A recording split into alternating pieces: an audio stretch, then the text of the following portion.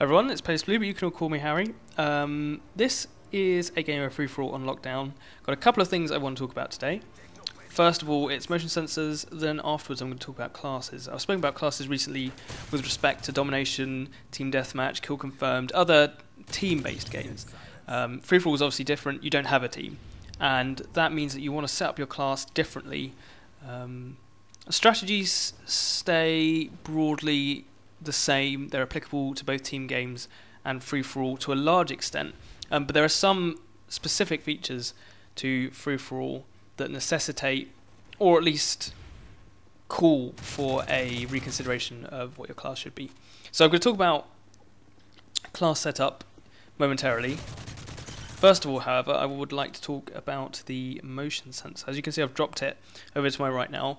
Incredibly useful in free-for-all because it can watch your side. It's very useful, very easy to get flanked in free-for-all. Very easy to get flanked in free-for-all. You have people spawning behind you, people spawning all around you sometimes. And even if you've got something like sit rep on, you know, if there's a lot of other sounds, if someone's got stealth bomber coming in, you can't hear people. Sometimes you just miss sounds.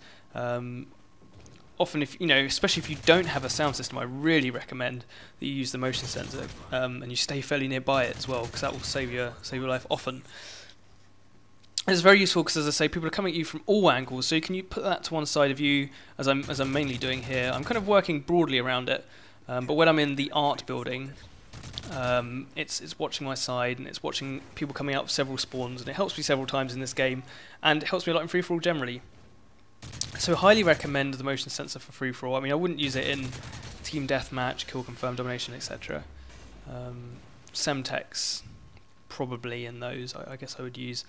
But in free-for-all, where it's, you know, just you against everybody else, having that motion sensor can be incredibly useful. It's a really good friend, and it will give you advanced warning on enemies creeping up on you, which is going to be one of the the main causes of death in free-for-all.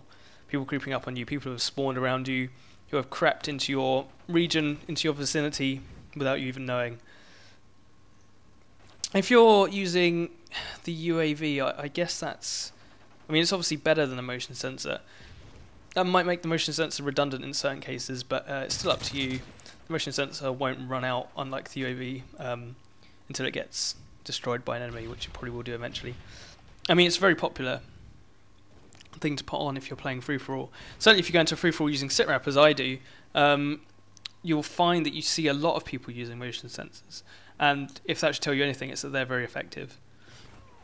So if you're going to play free-for-all, highly recommend motion sensor. On to classes. Well, I'll explain what class I've got here. I mean, this is a bit of an odd one.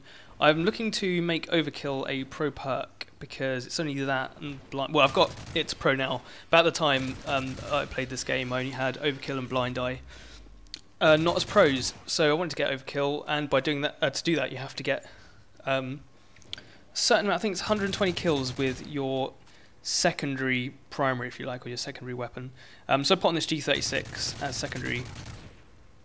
Hasn't got great iron sights actually, and when you get Overkill Pro, you are allowed to put an attachment on your secondary weapon. So that's why I'm using it with no attachment here. Just the focus proficiency, which is probably my favourite proficiency to use with assault rifles, really SMGs as well. It's such a good proficiency.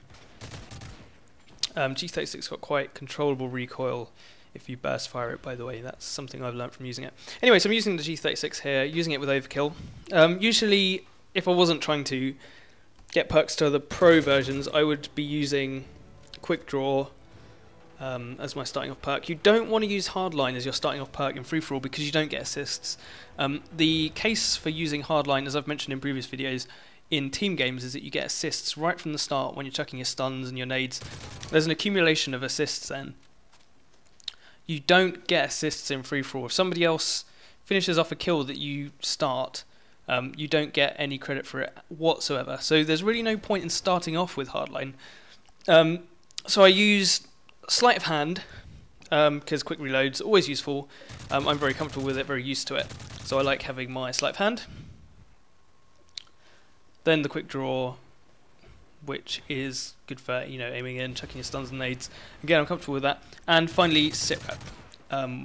In free-for-all, it's quite a quiet game type. And there's the Mer, by the way.